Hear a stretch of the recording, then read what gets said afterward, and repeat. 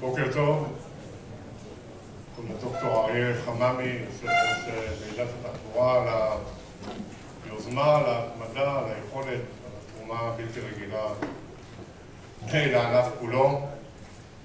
ראש העיר המארח, ראש עיריית רמת גן, ישראל זינגר, ממלא מקומו, מושיק רווח, סגן שגרירת קנדה בישראל, אלף ג'ונסון, עוזרת הנספח הכלכלי בשגרירות קנדה בישראל, נחלה ג'סיקה, ראש המחלקה הכלכלית בשגרירות גרמניה, אנקה פופר, נשיא בומברדיה אירופה, דיטר יון, סגן נשיא בומברדיה אירופה, פטר אמן, מנכ"ל משרד התחבורה עוזי יצחקי, כמובן כל ארגוני התחבורה שנמצאים ומסייעים בהכנת או בסיוע לארגון הכנס. יש כאן את נציגי ענף המוניות, יהודה בר-אור, יושב ראש האיגוד הארצי של המוניות, אברהם פריד, יושב ראש איגוד מוניות השירות, מאיר חן, ראש הרשות לתחבורה ציבורית במשרד, שי סופר, המדען הראשי של משרד התחבורה. כל ענף התחבורה על פלגיו ושלוחותיו נמצא ומיוצג, והענף הוא ענף חשוב על כל היבטיו. אכן לפני שנה הגדרנו כיעד את קידום מעמד הנהג, ואני שמח שביוזמתך ועם אנשי המשרד ועם גורמים נוספים יש קידום של הנושא. אנחנו עדיין ודאי מחכים להבשלה של התוצאות. יש את שכר הנהג בתחבורה הציבורית שאנחנו פועלים באופן עקבי וקבוע להעלות את שכר הנהגים. עשינו את זה כבר פעם בעבר ואנחנו מתחילים לעשות את זה גם עכשיו כביטוי למעמד והערכה שאנחנו חשים כלפי האחריות שיש לאותו ציבור נהגים. אנחנו בהחלט רואים את כל פסיפס התחבורה, התשתיות, הרכב, הנהגים עצמם, החינוך התעבורתי, ואני מודה ומברך את ישראל זינגר שפעם מחנך, תמיד מחנך, ראש עיר מוביל עכשיו בהחלט מהלך חשוב בתוך רמת גן בנושא החינוך התעבורתי. אני חייב לומר שאנחנו יזמנו את זה באופן כלל ארצי. לצערי מדיניות משרד החינוך בקדנציה הקודמת הייתה להוריד בחינות חובה ובגרות. אנחנו סיכמנו כבר שזאת תהיה בחינת חובה, לימודי התעבורה, ומשרד התחבורה ישדרג את רמת הלימוד וגם יוכלו לקבל את בעצם אישור למבחן תיאוריה בסיום אותם לימודים בבתי הספר. אני מקווה שהיוזמה הזאת תתחדש. אני בהחלט חושב שהטמעת ענייני התחבורה בצורה מקצועית ונכונה לתלמידים עוד לפני שקיבלו את הרישיון, עוד לפני שלמדו נהיגה, זה דבר חשוב ביותר. אנחנו כמובן שינינו גם את נוהל הליווי, ליווי של חצי שנה, הורדנו אפילו את הגיל. אני חייב לומר שאני הנחיתי להכין את כל המהלך של הפרטת מבחני הנהיגה המעשיים, כמו שקיים בתחום העיוני.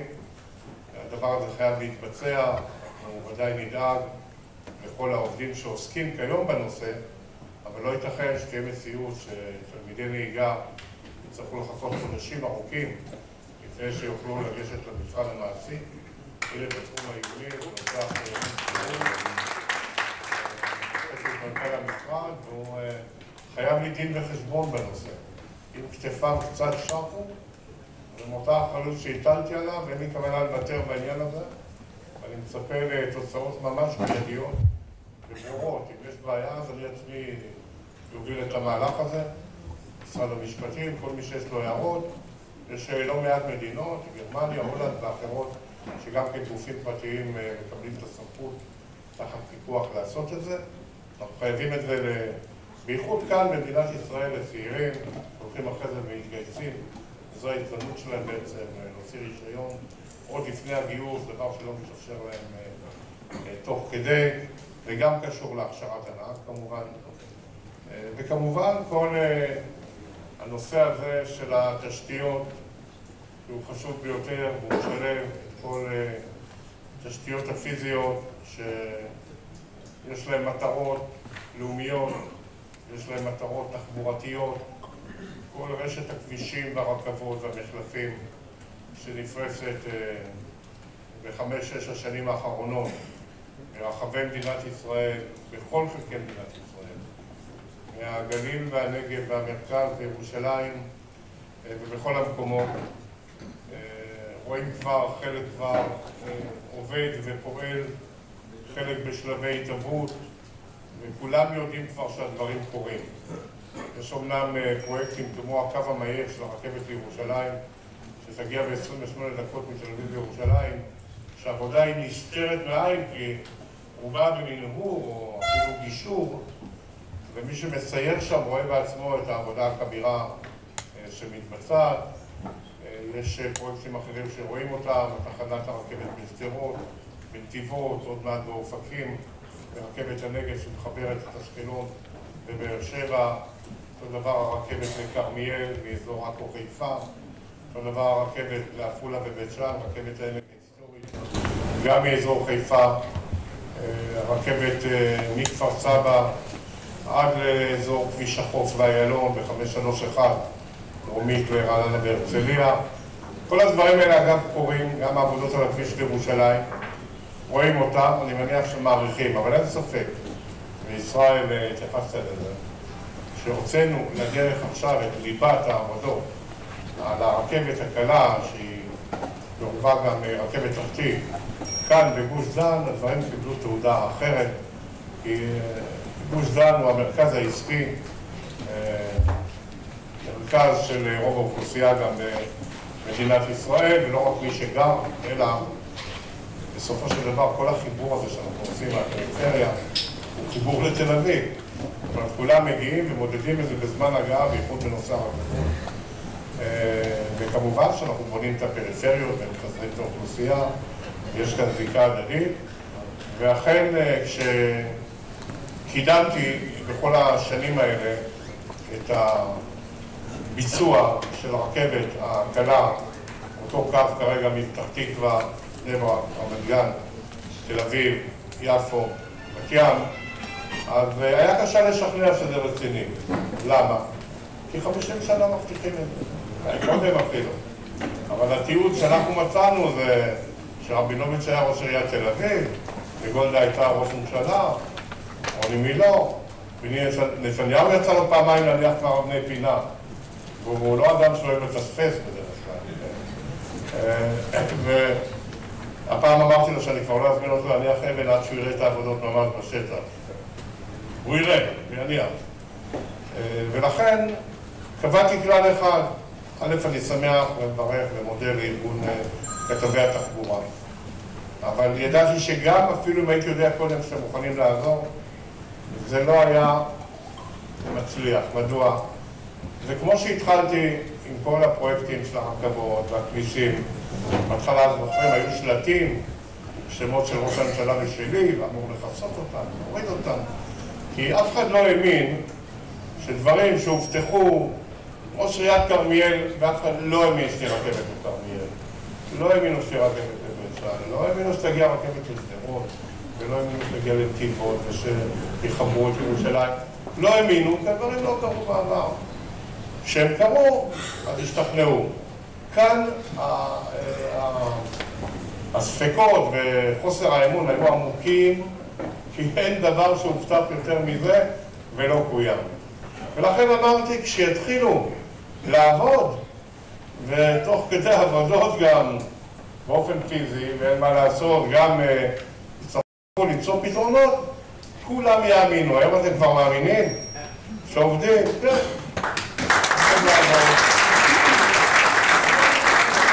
והאתגר, שכבר מאמינים, אז האתגר הוא באמת להקל ככל שניתן על הסביבה, על התושבים, על אנשי העסקים, והעיקרון, ביחד עם ראשי הרשויות, עם מנהיגי הציבור, עם כל מי שעוסק בענף, לעבוד ביחד ולעבוד בשקיפות.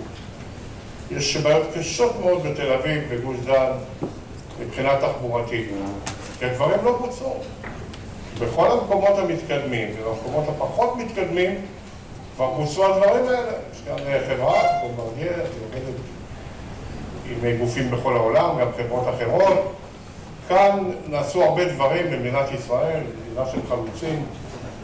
הפרחנו את השממה ובנינו תשתית ביטחונית והייטק וחקלאות מפוארת, אבל תחבורה במקומות המרכזיים לא נבנתה תשתית, וזה דבר שהמחיר שלו הולך ומאמיר ומתייקר, והוא גובה מחירים ויגבה גם אם לא נבנה את התשתית, כי אנחנו נהפוך לפקק אחד גדול, כי הביקוש כאן באזור הזה הוא גבוה, וגם יש משבר דיור, והממשלה נחושה ופועלת לפתור את משבר הדיור ולאפשר בנייה גם באזורי הביקוש, ולכן חייבים להניח את התשתית הזאת, והפרויקט הזה הוא הכרחי. אני אגב רגיל, בסדר, אז הפרויקט יצא לדרך, יש כאלה שעושים, יש כאלה שמדברים. פתאום אני שומע מישהו כבר מציע לעשות רכבות באוויר, ומישהו לפתור את הכל באמצעות שבילי אופניים שאנחנו מאוד מעודדים על זה. אנחנו הולכים להשיק תוכנית נוספת בנושא, אבל באחד מציע כך ואחד מציע אחרת. היתרון שלהם שהם לא נושאים באחריות.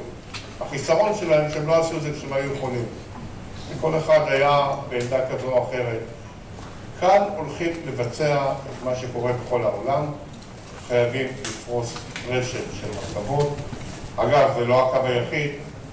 אנחנו מקדמים עכשיו עוד סדרה של קווים כדי שתהיה לנו רשת. וההנחיה היא שזה יהיה תת-קרקעי ככל שאפשר. שזה יהיה מטרו ממש עם כמה שפחות חיכוך עם התנועה למעלה. זה העיקרון החשוב, שברגע שמצליחים באמת להקים ולעצור, אנחנו כמובן עובדים גם לפתור בעיות, ואנחנו נעבוד כתף אל כתף, תוך כדי ההקמה של הדברים האלה, אבל חייבים להקים את המערכת בלוח הזמנים הוא ריאלי, ב-2021. אני רוצה לומר משהו לגבי התקציב. מרגע שאני שר תחבורה, היו זכיינים פרטיים שעמדו לבצע את הקו הזה. ואני בגישתי ודאי בעד, אם גופים פרטיים יכולים לבוא ולבצע ולהרוויח, ושאנחנו נקבל מוצר טוב, אבל זה לא קרה, זה היה תקוע, והיה ברור שלא מסוגלים לבצע. יותר מזה, לאחר שגם הטלנו על נת"ע לבצע, והופסק הקשר איתם, והדברים נבדקים לעומק, עם תוכניות, תכנוניות, מעודכנות ועלויות, כל אומדן העלות השתנה לחלוטין. לא כי עבדו ובזבזו יותר, או נכשלו. הרי האומדנים השתנו לפני תחילת הביצוע. זה לא שמישהו עשה פרויקט, ואז פתאום מתברר שזה עולה יותר, או חרגו בלוח הזמנים. האומדן שהם נתנו לא היה ריאלי. לא הייתה שמה, לא היה פתרון למי התהום, לא היה פתרון להפקרות. סכומים שהם מצטרכים במיליארדים שלמים בעצם למה שתכננו לעשות. לכן יש כרגע אומדן מעודכן, ואנחנו רואים כבר במכרזים שיש בהם זוכים, מתחילים לעבוד, שעומדים גם באומדנים האלה, ואני מקווה שעוד נרד באומדנים האלה, וגם לזרז את לוחות הזמנים.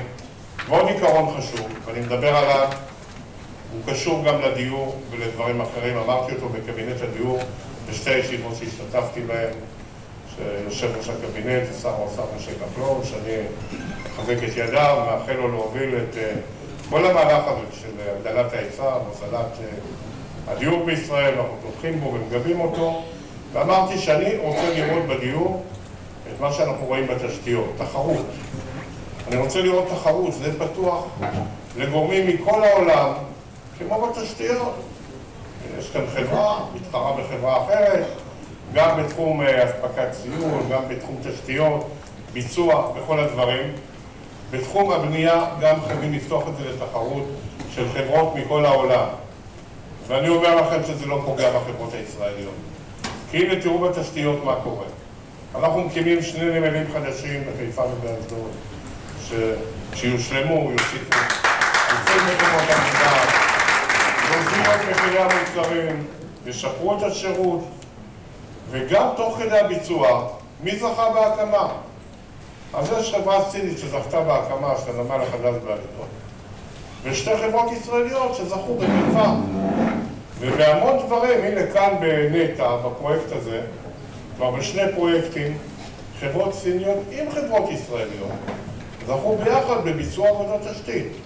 ובקו בירושלים יש חברות רוסיות ואיטלקיות וחברות מכל העולם שביחד עם חברות ישראליות, אותו דבר בקו לכרמיאל. זאת אומרת, התחרות היא מאפשרת קודם כל לייצר נפח הרבה יותר גדול של ביצוע, ואז יש לחברות הישראליות הרבה יותר עבודה מאשר כשזה לא קורה, וזה נעשה ברמה גבוהה של ביצוע עם מיטב הציוד והיכולת, וכך גם בבנייה. אני לצערי אומר, אם אחרי שמטפלים במחירי הקרקע בבנייה, זה טוב שמטפלים, ומרסנים אותם ומרסים, אם זה לא ייפתח לתחרות ולאפשרות של חברות מכל העולם גם לבנות, לצערי לא נעמוד במכסת הדירות שאנחנו רוצים, כי אין כאן מספיק אמצעים ויכולת. בדיוק אותה דילמה הייתנו לפני 6 שנים בתשתיות, ועשינו את זה, ואם היה ספקות מצאנו מספיק מתכננים ומבצעים, וכל הפרויקט האדיר הזה בקנה מידה ישראלי הוא בהחלט קורה, וזה אכן מה שקורה בתחום התחבורה, ואני שמח שאני פוגש ראשי ערים ותושבים. ראשי ערים מספרים לי על אלפי יחידות דיור שנבנות באותם מקומות שמגיעה תחנת הרכבת או כביש 6 או כל מה שאנחנו עושים היום בכל רחבי הארץ. והתושבים, אני מאוד נהנה שתושב מחיפה או מכל מקום אחר או מהקריות אומר לי, חסכת לי 1.5 שעה בבוקר ועוקף קריות, אני מגיע ברבע שעה במקום בזה. ואברהם פריד מהנהן בראשו, הוא אומר, כן, עשית, אבל מה עם מוניות השירות? אנחנו אוכלים אותה. זאת אומרת, תמיד דבר, כי התחבורה הציבורית, בניגוד למה שמנסים להגיד, באזורים, נגיד בחיפה, השתפרה ויותר. ושתיקח את ראשון לציון, עשינו רפורמה כאן בתעריפים וברב-קו, במקום שאדם ישלם 15 שקלים או יותר כדי להגיע לתל אביב ואז להתחיל לנוע בתוך תל אביב בעוד מחיר, ב-6.90 בכרטיס אחד, 90 דקות הוא מגיע לתל אביב ונע, ועכשיו אנחנו מחברים את זה לרכבת, ועכשיו האתגר שלנו, שאנחנו עובדים עליו ונממש אותו, לעשות רפורמה בכל נושא מוניות השירות, להכניס אותם לתוך הרב-קו ביחד עם הרכבת הקלה, האוטובוסים ושאר האמצעים, שתהיה מערכת אחת. ובניגוד למה שחושבים, באותן שעות עומס שעליהם אנחנו מדברים, כלי התחבורה הציבורית לא מתחרים אחד בשני. חושבים שאם תהיה רכבת, איך אמרו תמיד, אגד לא תיתן. אגד, זה מה שהיה, אגד, לדן. לא ייתנו, לכן לא עושים, אני לא יודע אם זה היה ככה, היום זה לא כך. או מונית שירות, או לאוטובוס, הרכבת, על חשבון זה, לא. כי אם יש מערכת אחת שלמה, שגם פרוסה בכל האזורים האורבניים וגם בכל רחבי הארץ, שאדם מחליט לצאת מהבית, הוא עולה על התחבורה הציבורית, הוא יודע שהיא תביא אותו כבר לכל מקום. הוא יסיים ברכבת, הוא יעלה על האוטובוס או על מונית השירות, וייסע מפה, ויעבור לשם, וגם באותו כרטיס, ואז הוא משאיר את הרכב בבית בשעות העומס, ומשתמש בתחבורה הציבורית. אם אין לו את כל המערכת הזאת, ויש לו מקטע אחד שהוא טוב, אבל אין לזה המשך או התחלה, הוא לא ייסע בתחבורה הציבורית. ולכן אין כאן תחרות, יש כאן השלמה של כל הדברים לתכלית הזאת של שעות העומס ושל כל שאר הדברים.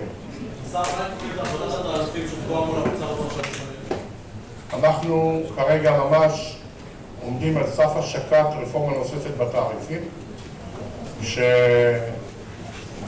הייתה מוכנה כבר לפני הבחירות, אבל לא רצינו שזה יצא תוך כדי בחירות, אז היו חלילה אומרים שאנחנו רוצים להיטיב עם העם בגלל הבחירות.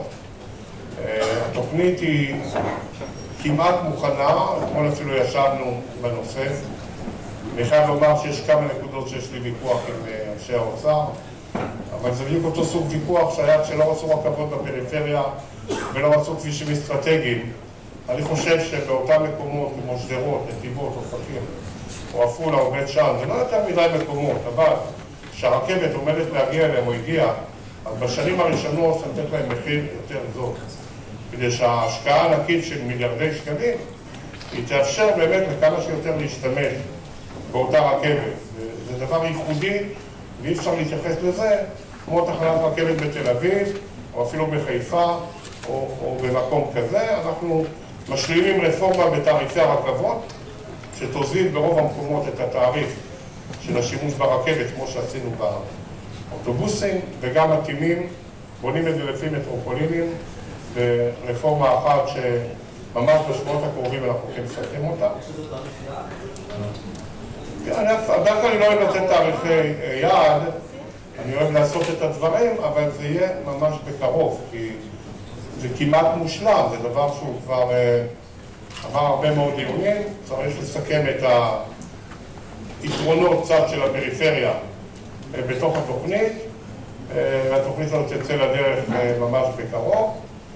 וגם אני רוצה לומר, כל הנושא הזה, אני שמח שמדרבנים, יש המון ארגונים וגופים, כמו שפעם היה בנושא איכות הסביבה, היום זה בנושא תחבורה ותחבורה ציבורית, וכן ירבו והתפרנסו, זה בסדר גמור, אני מקווה שרובם עושים את זה בהתנדבות, יש כאלה שממש מתמסרים לזה והכל בסדר ולגיטימי, וטוב שתמיד מלווים, אבל מי שאחראי זה אנחנו, ואנחנו עובדים כל הזמן, רק שבהבדל מתשתיות רגילות, התחבורה הציבורית היא אינטגרטיבית, ודברים שאתה מכין אותם מפה ומכין אותם מפה, הם צריכים להתחבר. ב-2015-2016 המון דברים עומדים להתחבר בתחום התחבורה, ונקודה אחת מאוד חשובה, אגב, שאנחנו מדברים על תל אביב וכאן על גוש דן, בנושא הנת"צים, נתיבי התחבורה הציבורית, שאנחנו הכנו תוכנית, כבר עובדים עליה שנה וחצי,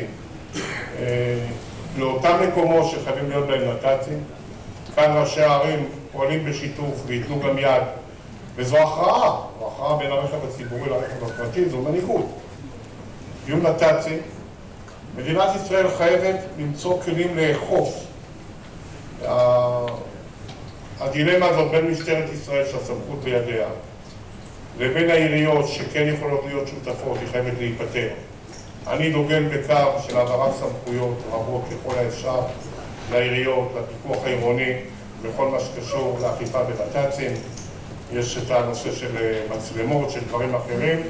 אני מקווה שתהיה כאן חקיקה מהירה שתאפשר לעיריות שהן נמצאות בשטח, עושים את זה בנושא חנייה, ואין שום סיבה שהעיריות לא יפקחו על המדרכות שהפכו לג'ונגל, גם בנושא אופניים חשמליים שגמרנו להתקין את כל התקנות והכנסת אישרה את כל החקיקה, אבל אם לא תהיה אכיפה ויסוע למדרכות בלי אכיפה לא יעזרו שום תקנות, זה כמו חוק שלא מיישמים אותו.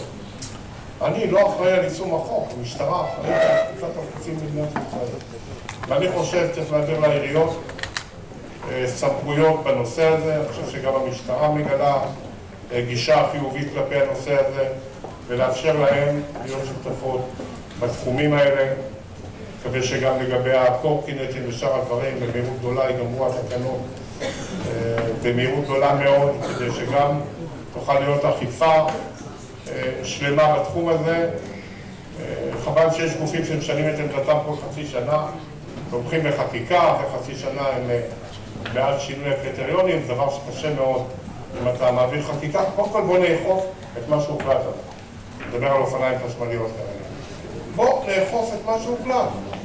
ומה הבעיה? לאכוף שלא ייסעו על המדרכות. ומי שנוסע יש מספיק אמצעים כדי למנוע את הדברים האלה. חייבים לעשות את זה. ואני אומר עוד פעם לגבי הנת"צים, ביחד עם ראשי הערים, אנחנו, זה לא רק על רקע העבודות על הרכבת הקלה, רק זה מחדד את זה, אבל זה בכלל. אתה יכול לבנות מערכת תחבורה ציבורית הכי משוכללת, עם האוטובוסים הכי משוכללים, עם התדירות הכי גבוהה, כל 5 דקות, כל 3 דקות יצא אוטובוס. אתה יכול לעשות את הכל, אבל אם הנת"צ לא פנוי ואם אין עדיפות בתחבורה הציבורית, האדם, הנוסע, לא יגיע בזמן למקום שהוא צריך להגיע. ואז ההשקעה הזאת אין לה כמעט משמעות. תראה פתאום שיירה של אוטובוסים, 20 אוטובוסים נדבקים אחד בשני, ופתאום שעה אין לך אף אוטובוס במקום אחר. חייבים בעניין הזה שהוא נת"צים. בעניין העבודות של נטע, סיכמנו עם משטרת ישראל, עוזי נכון, קיבלו תוספת תקנים של כ-150 תקנים, והם צריכים לאכוף. אוקיי, 2 בונוס. 8, כן, אוקיי. שיעבדו כל ה-150. צריכים לאכוף, לנהל את התנועה, לאכוף את האי-נסיעה של רכבים פרטיים בנת"צים. אני מתכונן ב3 לאוגוסט שזה מתחיל, להגיע לחניון שנגדיר אותו, לעלות לאוטובוס, אחרי שאתם שבוע קודם, כל יום תיסעו באוטובוסים, ותעשו ותוודאו קודם שאכן זה עובד, לעלות ולראות אם באמת אפשר להגיע עם אותם שאטלים שאנחנו מעמידים, שאדם פונה, נראה לי לשלם 15 שקלים על כל היום, עולה לשאטל ומגיע במהירות למקום שלו. אני מצפה שהנושא הזה אכן יהיה ויעבוד ויקל. אנחנו גם, אחרי שתקפו את הנתיב המהיר, אני הכרעתי להוציא אותו לדרך, הוא גם היה תקוע ומוקפא. אני חושב שזה מודל מצוין, שהוא קודם כל אגב, הוא נתיב התחבורה הציבורית הכי יעיל שיש כאן בגוש דן. כי כל התחבורה הציבורית עושה שם חינם. צריך לזכור, מתעלמים מהעובדה. בעלי הרכב הפרטי מחליטים אם הם נוסעים בה ומשלמים את התשלום לפי התעריפים ולפי שעות העומס בנתיב הרגיל, ויש את החניון כמובן שאפשר לחנות ולנסוע, אנחנו רוצים להכפיל אותו, מטפלים בזה סטטוטורית, הביקוש הוא כבר לא רק ל-2,000, כבר ל-4,000. אנחנו הולכים להקים עוד נתיבים מהירים בכניסות לתל אביב, לגוש דן, אנחנו מוציאים את זה לדרך, שהעיקרון שהנחיתי, שנתיב מהיר, שהוא בתשלום, הוא לא לוקח נתיב רגיל חינם ומשתמש בו. כל הנתיבי חינם שקיימים נשארים במלוא ההיקף שלהם. לא לוקחים נתיב חינם עבור נתיב בתשלום. מוסיפים, ואז בונים נתיבים מהירים, עם חניונים, וזו התחבורה הקונבנציונלית, שעל כל הדברים האלה, כמו שאני אומר את זה בצורה חד משמעית, אני שומע תזות בשביל מה צריך רכבות, קלות ותחתית, פשוט מי שאומר את זה הוא לא מתמצא, אין אלטרנטיבה מבחינת המסיבית. אם הקו הזה מפתח תקווה לבת ים אמור להוביל כ-70 מיליון נוסעים בשנה, זה היקף אדיר ועליו יתווספו עוד קווים שאין כלי תחבורה אחר שיכול לתת את אותה תשובה לתנועה המרכזית, והדברים האחרים צריכים להשלים את זה. אלה הדברים שאנחנו נעשה. אנחנו גם לוקחים את האתגר של האקדמיה ויש לבדוק ולראות איך אנחנו יכולים לקדם את זה ביחד עם מוסדות אקדמיים ומי שמוכן לתת יד. לימוד מקצועות התחבורה, אכן בחו"ל יש לא מעט מקומות שיש להם מסורת מאוד מפוארת בעניין הזה. אני בהחלט בעד לעשות ולעשות זה ביחד. ואנחנו נמשיך לבצע את עבודתנו בכל התחומים. אני לא אגע כאן כל הרפורמה בנושא חוק שירותי רכב, יבוא הרכב, כל הדברים שהבטחנו, הכל עתיד להתממש כהלכתו. ומי שלא אהב אותם, אז לא אוהב את זה שאני קדנציה שלישית, אבל הרוב שאוהבים את הדברים, כנראה גם רוצים את זה שאני לא אוהב. תודה רבה, אני מאחל לכם לצפות את הנתונים קורה, והרבה הצלחה. תודה רבה לכם.